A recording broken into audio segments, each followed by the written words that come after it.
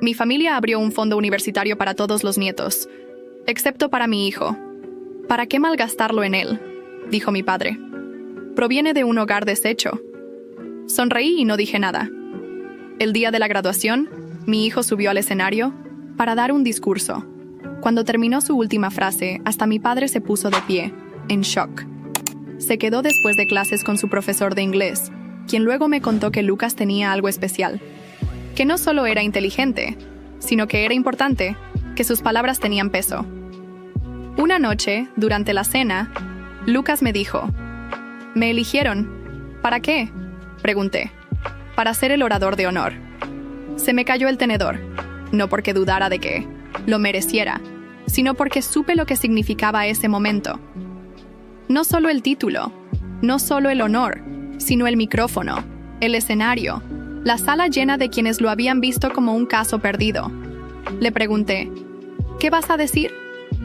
Él sonrió, pero la sonrisa no le llegó a los ojos. «Aún no lo sé», dijo. «Pero quiero que me escuchen. De verdad». Y así cambió el juego. Ya no se trataba de los fondos universitarios. Ya no se trataba de Gerardo. Se trataba de Lucas encontrando su voz en un lugar que lo había ignorado durante 17 años. Los días previos a la ceremonia, esperaba que alguien de la familia se acercara, que dijera «Felicidades», o al menos «Buen trabajo». Pero nadie lo hizo. Catalina publicó una foto del vestido de graduación de su hija. José compartió una imagen de su nueva parrilla. Pero nadie mencionó a Lucas. Ni una vez. No importó. Lucas ya no buscaba su aprobación. Estaba escribiendo su discurso y, aunque nunca me dejó leerlo, yo veía la intensidad en su mirada mientras trabajaba.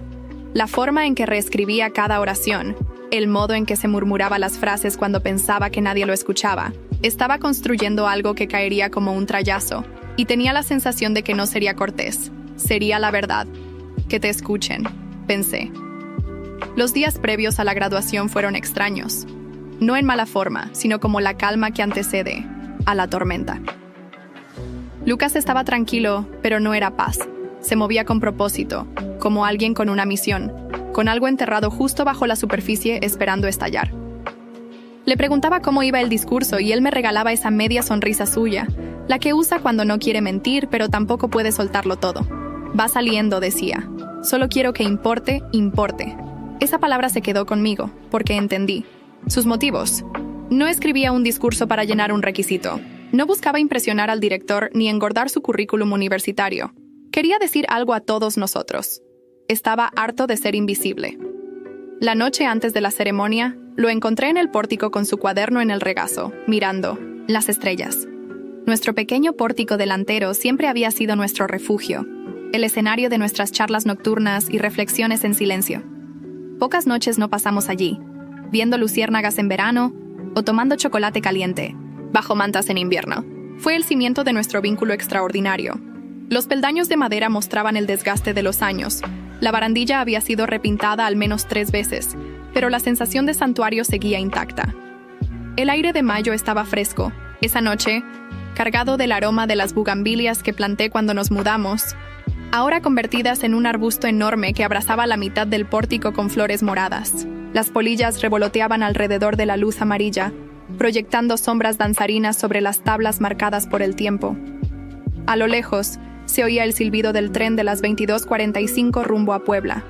Ese tren que había marcado nuestras noches desde que vivimos aquí.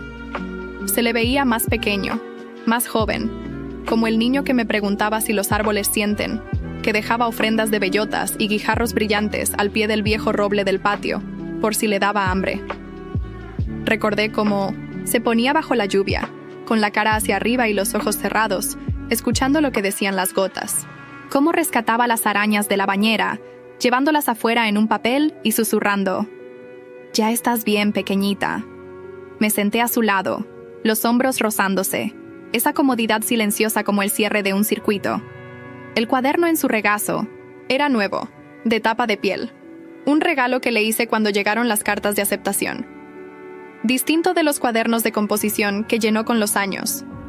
Las hojas aún crujían al pasar, y la encuadernación estaba firme, aunque ya un tercio repleto de su caligrafía inclinada. «No tienes que cargar con todo esto», le dije en voz baja, al compás de los grillos y el ruido lejano del tráfico. No me miró. Siguió contemplando el cielo, donde las estrellas punteaban la oscuridad como preguntas sin respuesta. Su perfil en la penumbra me recordó, de pronto y de golpe, a su padre. La misma nariz recta, la misma mandíbula firme, y a la vez, la suavidad y la profundidad que solo él poseía. Si no lo digo ahora, ¿cuándo? Al fin me dijo, con los dedos rozando el borde del cuaderno. No había rastro de enfado en su voz, solo una certeza tranquila, la misma que lo había transformado del bebé, que podía cargar con un brazo al joven que estaba a punto de comenzar su propia vida. Asentí, sintiendo el peso de 17 años, cenas silenciosas en reuniones familiares, regalos olvidados o dados sin pensar, 1000 pequeños rechazos acumulados como piedras en un río que poco a poco cambian su cauce. Entonces, dilo. Todo. Extendí la mano y apreté la suya, notando la dureza del escritor en su dedo medio, donde apoyaba el lápiz. A través de años de diarios llenos de verdades imposibles de decir en voz alta, él me apretó de vuelta nuestro lenguaje mudo de apoyo y comprensión. Nos quedamos en silencio. El columpio de madera crujía bajo nosotros, y el peso del discurso del día siguiente colgaba entre los dos, como la promesa de lluvia. No necesitaba un discurso de ánimo. No requería que lo salvara ni que lo protegiera. Necesitaba espacio para sostener su verdad, y yo no me lo iba a impedir. A veces el amor no es correr a rescatar a alguien, es tener fe en que puede salvarse solo. Unos días antes le mandé a la familia los datos de la graduación, hora, lugar, fila asignada. Nadie respondió. Ni un intentaremos ir siquiera. No me sorprendió, pero sí me enfadé. Era uno de los momentos más grandes de su vida y ellos actuaban como si fuese otro jueves cualquiera. La mañana de la ceremonia, Lucas salió de su cuarto con toga y birrete. Iba impecable, sereno, como si naciera para estar frente a un público. Le tomé una foto, ni sonrió. ¿Listo?, pregunté. Ajustó la corbata y dijo, siempre lo he estado. Al llegar al auditorio de la UNAM estaba a reventar. Padres abanicándose con los programas, maestros radiantes de orgullo. Encontré nuestros lugares y escaneé el público. Para mi sorpresa, allí estaban. La familia. Gerardo con su gorra de veterano, Catalina con los brazos cruzados, José distraído con el móvil. Todos juntos en la tercera fila como si se hubieran ganado el derecho de estar al frente de algo que nunca contribuyeron a construir. No dije nada. Llevé a Lucas tras bambalinas y le apreté la mano. Lo que digas allá arriba, estaré orgullosa, le susurré. Él asintió, sin miedo, solo con propósito. De vuelta en mi asiento, no podía respirar. Empezaron a anunciar a los estudiantes con honores. El director subió al podio y presentó a Lucas como orador de honor. Su promedio, sus becas, su ingreso a la UNAM. Pude oír los murmullos sorprendidos de la familia detrás de mí, como si no creyeran lo que veían. Y entonces salió Lucas. Mi hijo, hombros rectos, barbilla en alto, diario en mano. No usó el discurso aprobado. Lo noté al instante. Abrió su cuaderno, pasó una página y miró al mar de caras. Comenzó dando las gracias a maestros, alumnos y personal. Pero la atmósfera cambió. Se detuvo, miró fijo al público y dijo: hay gente en esta sala que no esperaba verme aquí, hoy, que pensó que no valía la pena invertir en mí, que provenir de un hogar roto me había dejado también roto. Un murmullo recorrió la sala. Continuó con voz firme y mirada clavada en quienes habían tratado de borrarlo. He aprendido algo. No hace falta nacer en una familia perfecta para construir un futuro poderoso. Para algunos las palmas se dan al nacer. Para otros hay que ganarse cada aplauso. Pero eso no nos hace menos, nos hace fuertes. Me giré y vi a mi padre. No sonreía, no aplaudía. Y entonces salió Lucas. Mi hijo, hombros rectos, barbilla en alto, diario en mano. No usó el discurso aprobado. Lo noté al instante. Abrió su cuaderno, pasó una página y miró al mar de caras. Comenzó dando las gracias a maestros, alumnos y personal. Pero la atmósfera cambió. Se detuvo, miró fijo al público y dijo: hay gente en esta sala que no esperaba verme aquí hoy, que pensó que no valía la pena invertir en mí, que provenir de un hogar roto me había dejado también roto. Un murmullo recorrió la sala. Continuó con voz firme y mirada clavada en quienes habían tratado de borrarlo. He aprendido algo. No hace falta nacer en una familia perfecta para construir un futuro poderoso. Para algunos las palmas se dan al nacer. Para otros hay que ganarse cada aplauso. Pero eso no nos hace menos, nos hace fuertes. Me giré y vi a mi padre. No sonreía, no aplaudía. Esta es mi historia, continuó Lucas, su voz ahora más profunda, resonando en cada rincón del auditorio. Nací en lo que algunos llaman un hogar roto. Mi madre trabajó 3 turnos para mantenernos. Mientras algunos de mis compañeros recibían laptops como regalo de cumpleaños, yo estudiaba en la biblioteca pública porque no teníamos computadora. Cuando ellos iban a clases particulares, yo me quedaba después de la escuela para pedir ayuda adicional a mis maestros. Vi cómo mi padre se removía incómodo en su asiento. A su lado, mi hermana Catalina bajó la mirada. Lucas continuó, cada palabra como un martillo golpeando el silencio. Cuando tenía 10 años, escuché a mi abuelo decir que no valía la pena abrir un fondo universitario para mí. ¿Para qué malgastarlo en él?, dijo. Proviene de un hogar deshecho. Como si eso determinara mi valor. Como si mi futuro ya estuviera escrito por circunstancias que yo no elegí. El auditorio estaba completamente en silencio. Vi rostros voltearse hacia donde estaba sentado mi padre. Él mantenía la vista fija en Lucas, su expresión indescifrable. Lo que mi abuelo no entendió, dijo Lucas, su voz ahora, más firme, es que las dificultades no me debilitaron, me dieron hambre. Hambre de conocimiento. Hambre de éxito. Mientras otros recibían todo en bandeja de plata, yo aprendí a construir mis propias oportunidades. Sentí las lágrimas acumularse en mis ojos. No eran lágrimas de tristeza, sino de orgullo ardiente. Este era mi hijo, mi Lucas, enfrentando al mundo que intentó descartarlo. Hoy estoy aquí para decirles que los fondos universitarios son útiles, pero no son lo que determina el éxito. La determinación sí, la perseverancia sí. Y sobre todo, tener a alguien que crea en ti, incluso cuando nadie más lo hace. Mi padre se tensó visiblemente cuando Lucas me miró directamente. Mi madre nunca dudó de mí, ni un solo día. Cuando todos los demás veían un caso perdido, ella vio potencial. Trabajó más, horas, durmió menos, sacrificó más de lo que cualquiera debería, solo para darme una oportunidad. Lucas hizo una pausa y sacó un sobre de su toga. Lo sostuvo en alto para que todos pudieran verlo. Este sobre contiene mi carta de aceptación a la Universidad Nacional Autónoma de México, con beca completa. No necesité el fondo universitario que me fue negado. No necesité la aprobación de quienes me subestimaron. Vi la incredulidad en los ojos de mi padre, el shock en el rostro de Catalina, la boca abierta de José. Pero esto no es solo sobre mí, continuó Lucas. Es sobre todos los que vienen de lo que algunos llaman hogares rotos. Es sobre todos los que han sido subestimados, descartados, considerados no dignos de inversión. Estoy aquí para decirles que su origen no determina su destino. El auditorio comenzó a aplaudir. Primero unos pocos, luego más y más, hasta que el sonido fue ensordecedor. Vi a estudiantes poniéndose de pie, profesores, padres. Quiero agradecer, especialmente a mi abuelo, dijo Lucas, y el auditorio se quedó en silencio nuevamente. Contuve la respiración. Por enseñarme la lección más valiosa de todas, que algunas personas solo valoran lo que pueden controlar, y que la mayor victoria es demostrarles que estaban equivocados. No pude contener las lágrimas. Mi cuerpo temblaba, con cada palabra que pronunciaba mi hijo. 17 años de desprecios, de miradas condescendientes, de ser tratada como la oveja negra por arruinar mi vida, quedándome embarazada joven. 17 años escuchando comentarios sobre cómo mi hijo nunca llegaría a nada porque venía de un hogar deshecho. Cuando Lucas terminó su discurso, el auditorio entero estaba de pie. Una ovación atronadora llenó el espacio. Todos excepto mi familia. Mi padre seguía sentado, rígido como una estatua.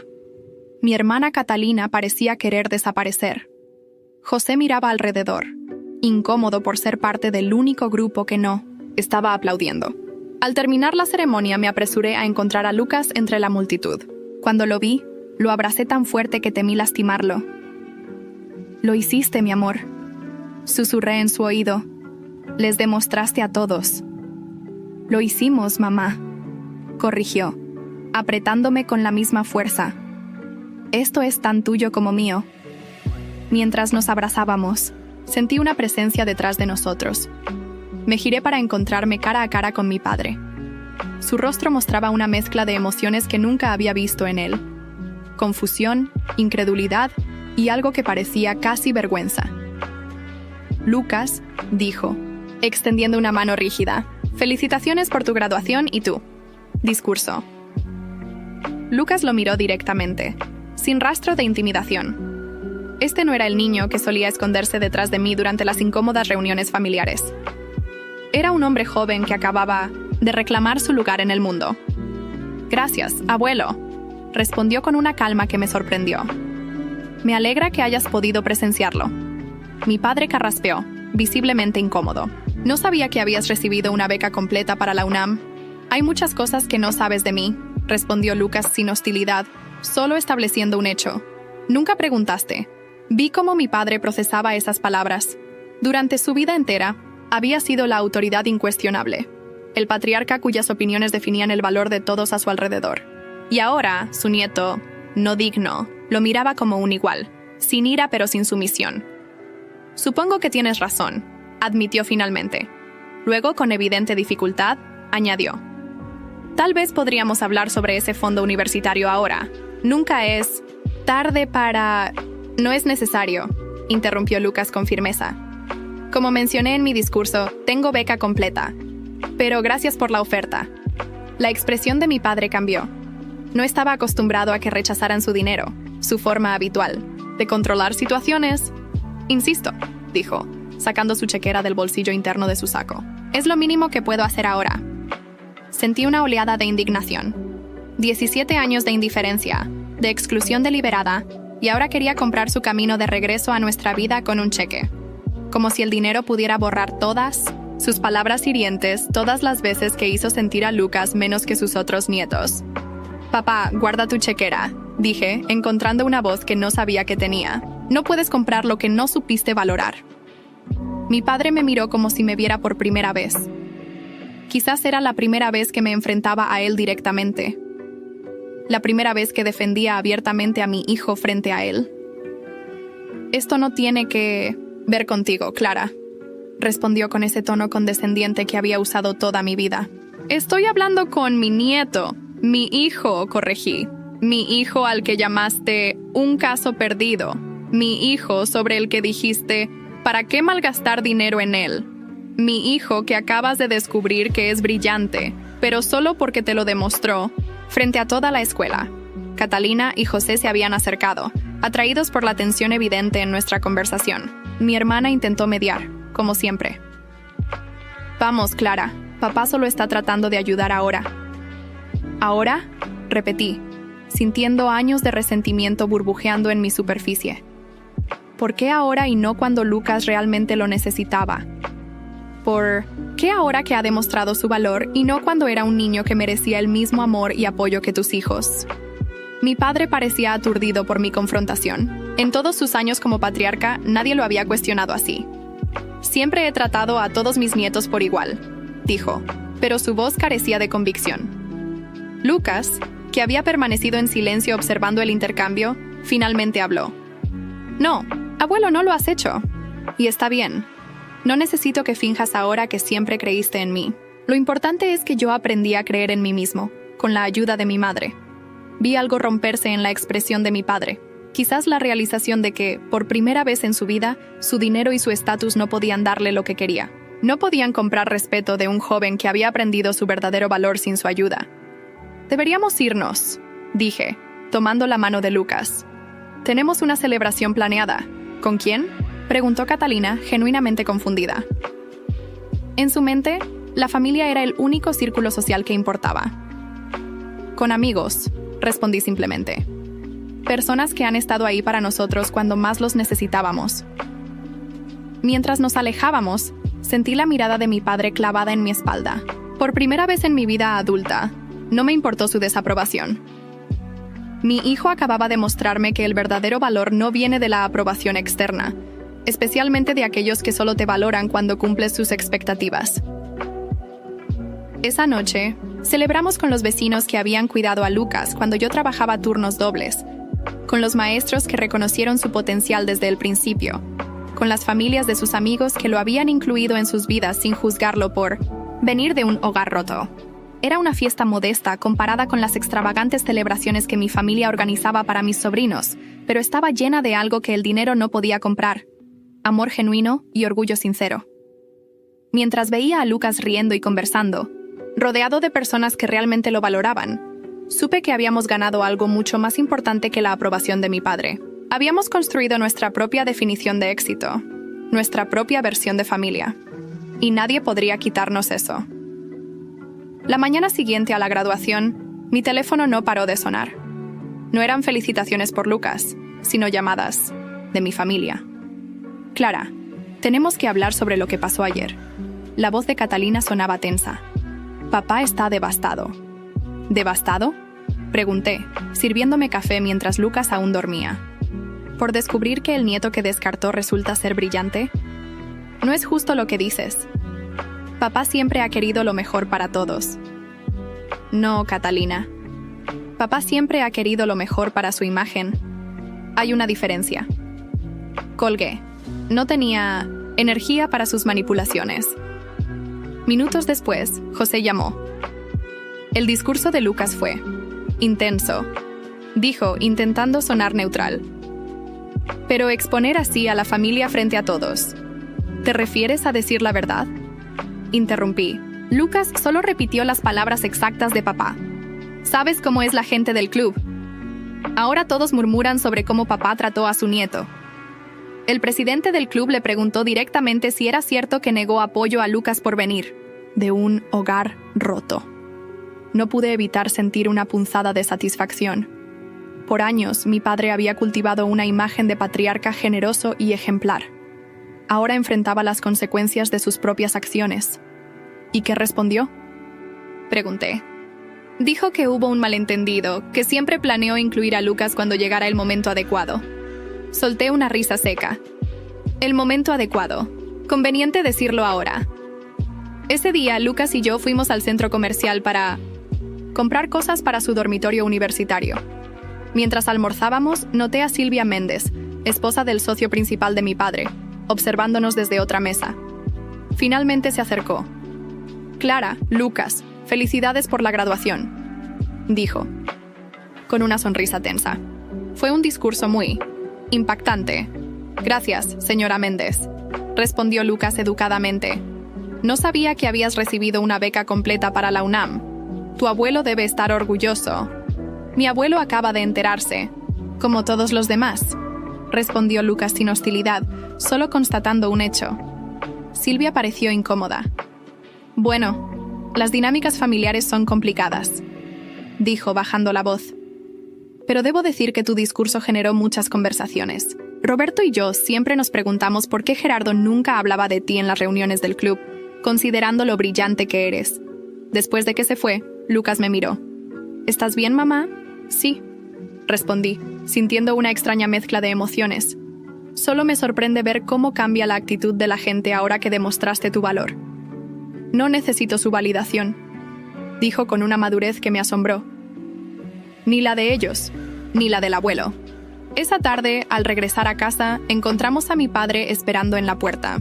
Se veía descompuesto, sin su habitual aire de autoridad. Necesitamos hablar, dijo entrando sin esperar invitación. Lucas miró hacia mí, preguntándome silenciosamente si quería que se quedara. Está bien, le aseguré. Puedes subir. Una vez solos, mi padre se desplomó en el sofá. ¿Tienes idea de lo que has hecho?, preguntó pasándose una mano por el rostro. Lucas humilló a nuestra familia frente a todos. No, papá. Tú humillaste a nuestra familia con tus acciones. Lucas solo las expuso. ¿Sabes lo que están diciendo en el club? ¿En la oficina? Roberto Méndez tuvo el descaro de preguntarme si era cierto que negué apoyo a mi propio nieto por prejuicio. ¿Y qué respondiste? Porque sería prejuicio, ¿no? Juzgaste a Lucas desde antes de darle una oportunidad, solo porque yo no me casé con su padre. Mi padre me miró como si no me reconociera. En cierto modo, era verdad. La Clara que conocía nunca lo habría enfrentado así.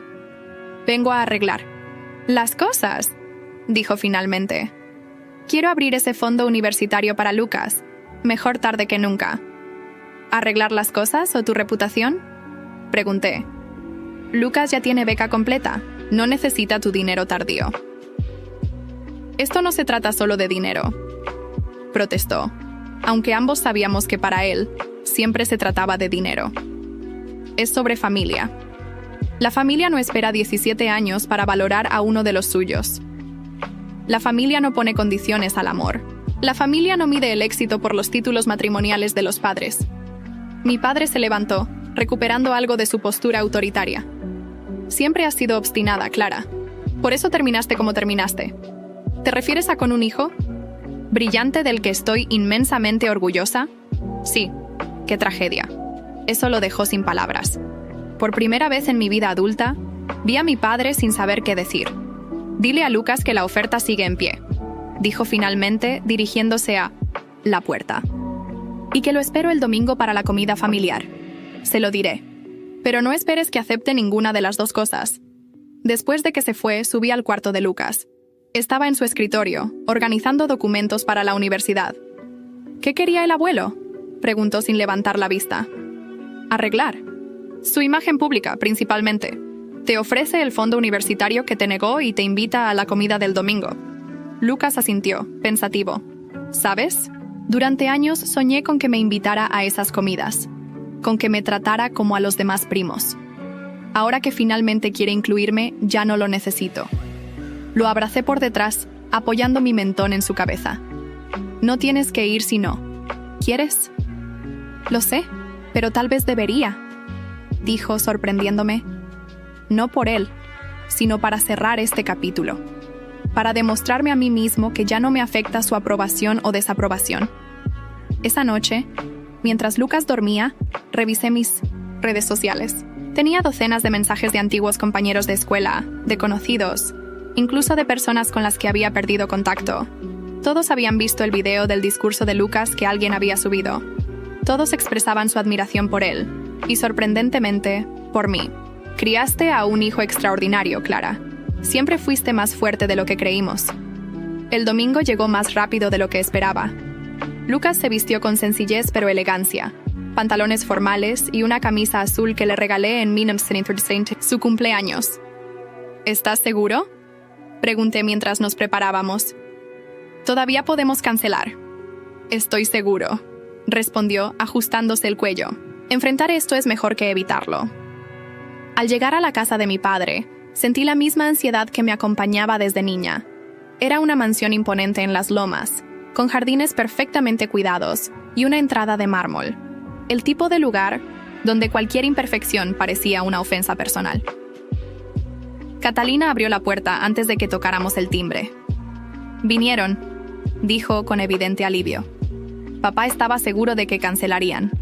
«Casi lo hacemos», respondí honestamente. El Lights comedor estaba dispuesto con la misma formalidad de siempre. Vajilla de porcelana, cubiertos de plata, flores frescas en el centro. Mis sobrinos ya estaban sentados, claramente informados de comportarse especialmente bien hoy. José charlaba con su esposa en voz baja, pero se calló cuando entramos. Mi padre se levantó de la cabecera al vernos. «Clara, Lucas, me alegra que hayan venido», dijo con formalidad, como si fuéramos clientes en lugar de familia. Lucas estrechó su mano con firmeza.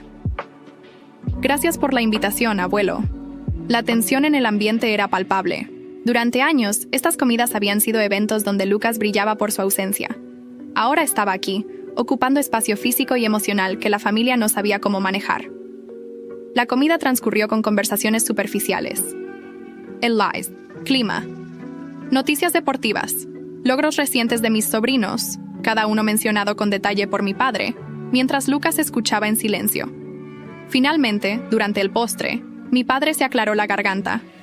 «Lucas, he estado pensando en tu futuro. Sé que tienes beca para la UNAM, pero hay gastos que eso no cubre. Libros, vivienda, viajes de estudio.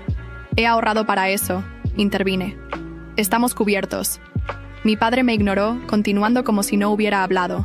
«Por eso he decidido abrir ese fondo universitario. Mejor tarde que nunca, ¿no es así?». Sonrió como esperando agradecimiento. Lucas dejó su cuchara junto al pastel apenas probado. Agradezco el gesto, abuelo, pero como dije en mi graduación, no lo necesito. No, seas orgulloso, muchacho, insistió mi padre. Todo estudiante necesita respaldo. No es orgullo, respondió Lucas con calma. Es que ya tengo lo que necesito. Mi beca cubre matrícula y alojamiento. Mamá me ayudará con los gastos adicionales. Y tengo un trabajo de medio tiempo esperándome en la biblioteca del campus. Mi padre frunció el ceño. No estaba acostumbrado a que rechazaran su dinero, su forma habitual de controlar situaciones y comprar lealtades. Insisto, dijo sacando un sobre del bolsillo de su saco. Aquí hay un cheque para comenzar. Considéralo un regalo de graduación atrasado. Lucas miró el sobre sin tomarlo. ¿Por qué ahora, abuelo?, preguntó directamente. Durante años ni siquiera me invitaste a esta mesa. ¿Qué cambió? La pregunta quedó flotando en el aire. Mis sobrinos miraban sus platos, incómodos. Catalina lanzaba miradas suplicantes, como rogándome que controlara a mi hijo. Las circunstancias cambiaron, respondió mi padre evasivamente. Me di cuenta de mi error. ¿Te diste cuenta cuando viste que era el orador de honor? ¿O cuando mencioné mi beca completa frente a todos? La expresión de mi padre se endureció. Escucha, Lucas. Estoy tratando de hacer lo correcto, de ayudarte. No, abuelo. Estás tratando de ayudarte a ti mismo, de sentirte mejor, de reparar tu imagen frente a tus amigos del club que ahora ¿saben cómo me trataste? José intervino intentando mediar. Vamos, Lucas. Todos cometemos errores. El abuelo está tratando de enmendarse. ¿Tú también lo harás, tío?, preguntó Lucas con genuina curiosidad. Durante años, cuando el abuelo decía que yo no merecía un lugar en esta familia, ¿alguna vez me defendiste? El silencio que siguió fue respuesta suficiente. Mi padre golpeó la mesa con la palma de su mano. Basta. Estás arruinando la comida con estos reproches. Te ofrezco ayuda. Y en lugar de agradecer, nos acusas. No son acusaciones, abuelo. Son hechos, respondió Lucas manteniendo la calma. Y no necesito tu dinero para perdonarte. Si es perdón lo que buscas, no tiene precio. Mi padre se puso de pie, su rostro enrojecido. ¿Crees que necesito tu perdón? ¿Un muchacho que apenas comienza su vida cree que puede juzgarme a mí? No te juzgo, abuelo. Solo rechazo tu intento de comprar mi silencio y mi dignidad. Me levanté también, poniendo una mano en el hombro de Lucas. Creo que es hora de irnos, dije con firmeza. Gracias por la comida, papá. Mientras recogíamos nuestras cosas, mi padre nos siguió hasta la entrada. Clara, no puedes permitir que tu hijo rechace mi ayuda por orgullo. Sabes que necesitan ese dinero. Me giré para enfrentarlo. No es orgullo, papá. Es dignidad. Algo que intentaste quitarnos durante años y que, irónicamente, nos ayudaste a fortalecer con tu rechazo. Salimos a la calle soleada, dejando atrás el frío mausoleo de apariencias que era la casa de mi padre. En el auto, Lucas suspiró profundamente. ¿Estuvo mal rechazar su dinero?, preguntó, mostrando por primera vez algo de duda. ¿Realmente podría ayudarnos? No, hijo, estuvo perfecto, respondí arrancando el coche. Algunas cosas cuestan más de lo que valen. Ese dinero habría venido con cadenas invisibles. De regreso a casa, recibí un mensaje de Catalina. Papá está furioso. Dice que les has lavado el cerebro a todos contra él, que ahora entiende por qué Lucas es como es. No respondí. No había necesidad. 3 meses después, ayudé a Lucas a instalarse en su dormitorio universitario. La residencia estudiantil era modesta pero limpia, con ventanas que dejaban entrar luz natural y paredes recién pintadas. Es perfecto, dijo Lucas mientras acomodábamos sus libros en el pequeño estante. Desde el incidente en la casa de mi padre, nuestra relación con la familia se había reducido al mínimo. Catalina llamaba ocasionalmente, siempre intentando convencernos de volver a la normalidad. José había dejado de contactarnos completamente, y mi padre, según me enteré, hablaba de nosotros como casos perdidos. ¿Seguro que estarás bien aquí?, pregunté mientras doblaba su ropa. Estaré bien, mamá. El trabajo en la biblioteca es tranquilo y me deja tiempo para estudiar. Además, conocí a mis compañeros de piso y parecen agradables. Esa noche, al regresar a casa, encontré un sobre bajo mi puerta. Sin remitente, solo mi nombre escrito con la inconfundible caligrafía de mi padre. Dentro había un recorte de periódico, el obituario de Roberto Méndez, socio principal de mi padre y figura respetada en su círculo social. Al día siguiente, recibí una llamada de Silvia Méndez, ahora viuda. «Clara, sé que esto es inesperado», dijo con voz cansada. Pero Roberto insistió. Antes de morir, modificó su testamento. Dejó un fideicomiso educativo para Lucas. Me quedé sin palabras. ¿Por qué haría eso? Apenas conocía a mi hijo. El discurso de Lucas lo impactó profundamente. Explicó. Silvia. Roberto vino de un entorno similar. Su padre lo abandonó, su madre luchó sola. Siempre ocultó sus orígenes humildes, pero la historia de Lucas tocó algo en él. El fideicomiso, explicó Silvia, cubriría cualquier gasto educativo, que la beca no contemplara, más una asignación mensual para gastos personales, sin condiciones, sin necesidad de contacto con la familia Méndez, sin obligaciones futuras. Cuando se lo conté a Lucas por teléfono, hubo un largo silencio. Nunca imaginé que mi discurso tendría ese impacto, dijo finalmente. Solo quería decir mi verdad. Y al decir tu verdad, resonaste con la verdad de otros, respondí. Eso es un legado más poderoso que cualquier apellido o cuenta bancaria. La noticia llegó inevitablemente a oídos de mi padre. Me llamó esa misma semana. Así que aceptas dinero de Roberto Méndez, pero rechazas el mío, dijo sin saludar. Qué conveniente. Roberto dio sin pedir nada a cambio. Respondí. Sin humillaciones previas, sin control, sin condiciones. Siempre. Fuiste malagradecida. No, papá. Simplemente aprendí a distinguir entre generosidad genuina y manipulación. El primer semestre de Lucas fue excepcional. Sus profesores lo elogiaban, formó un grupo de estudio, y su trabajo en la biblioteca lo conectó con investigadores que valoraban su intelecto. A diferencia de mis sobrinos, que recibían autos nuevos y apartamentos pagados por mi padre pero luchaban académicamente, Lucas florecía con recursos limitados pero con abundante determinación. 3 años pasaron con rapidez. Lucas no solo se destacó en la universidad, sino que comenzó a publicar artículos académicos en revistas especializadas. Su enfoque en economía social, precisamente el campo de mi padre, llamó la atención de profesionales establecidos. Una mañana de abril, mientras desayunaba antes de ir al trabajo, recibí una llamada de Catalina. Su voz sonaba tensa, casi asustada.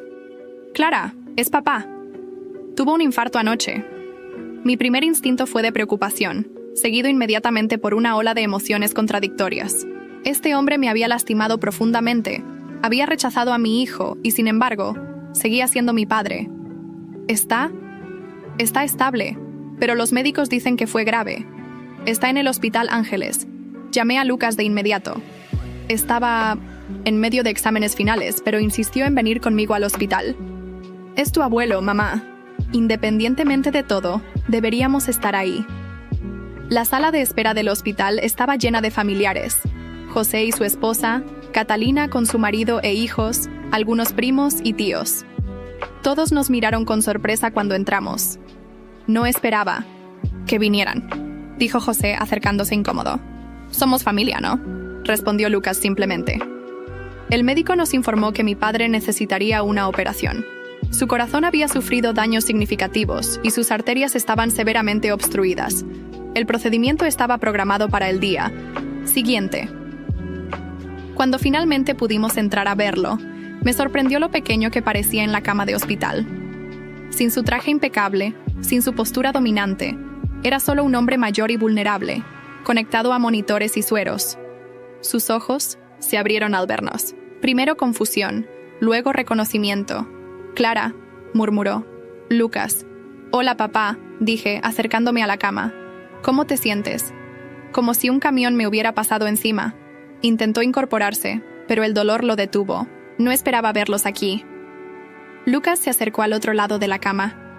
«¿Cómo podríamos no venir, abuelo?» Mi padre lo miró largamente, como evaluándolo. «Has crecido», dijo finalmente. «Te pareces a tu madre a tu edad». «Lo tomo como un cumplido», respondió Lucas con una pequeña sonrisa. Se hizo un silencio incómodo.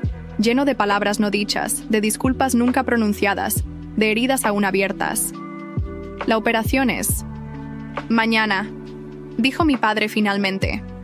Los médicos dicen que es complicada. Estarás bien, aseguré, aunque no tenía forma de saberlo. Siempre has sido fuerte. No lo suficiente, parece, respondió, y por primera vez detecté vulnerabilidad, genuina en su voz. He estado pensando mucho, Clara, sobre ti, sobre Lucas, sobre los errores que cometí. Contuve la respiración. En 38 años nunca había escuchado a mi padre admitir un error. Papá, no tienes que. Sí tengo, me interrumpió. Podría no sobrevivir mañana, y no quiero irme sin decir esto. Lucas y yo intercambiamos miradas sorprendidas. Te fallé, Clara. Cuando quedaste embarazada, solo vi la vergüenza, el qué dirán, no vi tu fortaleza, tu determinación, y te fallé a ti, Lucas. Giró su rostro hacia mi hijo. Te juzgué antes de conocerte. Te negué un lugar en esta familia por prejuicios que ahora me avergüenzan. Las lágrimas amenazaban con derramarse de mis ojos, pero las contuve. Lucas, siempre más compuesto, simplemente asintió, animando a su abuelo a continuar. No espero que me perdonen, continuó mi padre. Solo quería que lo supieran. Estaba equivocado. Sobre ustedes, sobre lo que significa la familia, sobre qué constituye el verdadero éxito. Tomé su mano, sorprendiéndome a mí misma con el gesto. Gracias por decirlo, papá. Significa mucho. Lucas también puso su mano sobre la de su abuelo. Todavía. Hay tiempo, abuelo. Para conocernos, para reconstruir. Mi padre sonrió débilmente. Eres mejor persona de lo que yo nunca fui, muchacho. Más sabio también. La operación al día siguiente fue larga y tensa. Toda la familia esperó en la sala del hospital, la división entre nosotros y ellos, temporalmente disuelta por la preocupación compartida. Cuando el médico finalmente salió para informarnos que la cirugía había sido exitosa, el alivio fue palpable. Mi padre necesitaría recuperación y cambios significativos en su estilo de vida, pero había sobrevivido lo peor. Durante las semanas siguientes, nos turnamos para visitarlo. Para mi sorpresa, Lucas insistió en participar activamente, ajustando su horario universitario para pasar tiempo con su abuelo. ¿Por qué lo haces?, le pregunté una noche, mientras regresábamos del hospital. Después de todo lo que te hizo. Porque no quiero ser como él, respondió simplemente. No quiero dejar que el rencor defina mis acciones. Además, creo que realmente está cambiando. Y lo estaba. El infarto pareció sacudir algo fundamental en mi padre. Durante su recuperación, comenzó a hablar más, a escuchar más, a preguntar sobre nuestras vidas con interés genuino. Se interesó especialmente en los estudios de Lucas, en sus publicaciones, en sus perspectivas sobre la economía. 6 meses después, mi padre organizó una comida familiar en su casa, la primera desde mi aquel domingo desastroso 3 años atrás. Esta vez, Lucas no solo fue invitado, sino que ocupó un lugar de honor junto a él. Durante el postre, mi padre se puso de pie con cierta dificultad. El infarto había dejado secuelas físicas evidentes. Quiero anunciar algo, dijo, mirando alrededor de la mesa. He decidido establecer la Fundación Morales para estudiantes de hogares no tradicionales. Proporcionará becas completas para jóvenes brillantes, que como mi nieto Lucas merecen oportunidades independientemente de sus circunstancias familiares. La sorpresa fue general, más aún cuando mi padre continuó, y he pedido a Lucas que sea parte del comité directivo. Su perspectiva será invaluable para identificar a los candidatos adecuados. Lucas, normalmente tan compuesto, parecía genuinamente impactado. Gracias, abuelo. Es un honor. Esa noche, mientras conducía de regreso a casa, Lucas permaneció inusualmente silencioso. ¿En qué piensas?, pregunté. En cómo cambian las cosas, respondió. En cómo un discurso, un momento de verdad, puede transformar vidas. No solo la mía, sino la del abuelo, y ahora potencialmente la de muchos otros estudiantes. La fundación se convirtió en realidad 6 meses después. En su inauguración oficial, mi padre, Lucas y yo cortamos juntos la cinta simbólica. Los fotógrafos capturaron el momento. 3 generaciones unidas después de años de división. Nunca es tarde para corregir errores, dijo mi padre durante su discurso. Nunca es tarde para reconocer el verdadero valor de las personas. Mi nieto Lucas me enseñó eso con su ejemplo. La victoria no estuvo en humillar a mi padre, ni en verlo caer. Estuvo en verlo cambiar, en verlo reconocer sus errores, en verlo intentar repararlos. Y para Lucas, la victoria no fue recibir finalmente la aprobación que una vez deseó, sino descubrir que ya no la necesitaba para brillar. La fundación apoyó a 15 estudiantes en su primer año. Recibimos cartas de agradecimiento, historias, de jóvenes que como Lucas solo necesitaban una oportunidad para demostrar su valor. ¿Sabes qué es lo más irónico, mamá?, me dijo Lucas una noche, mientras revisábamos aplicaciones para el segundo año de becas. Que al final, el abuelo sí abrió un fondo universitario para mí, solo que benefició a muchos más que solo a mí. Mi padre nunca volvió a ser el hombre dominante y controlador de antes.